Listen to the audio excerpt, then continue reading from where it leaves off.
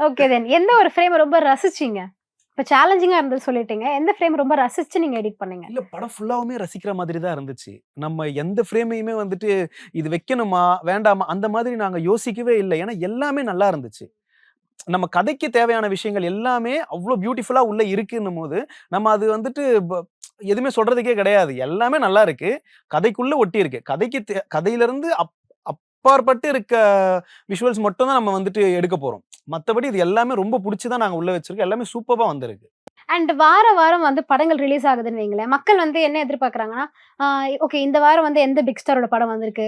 எந்த pan Indian film வந்திருக்கு? அந்த மாரி போய் பார்க்குறாங்க.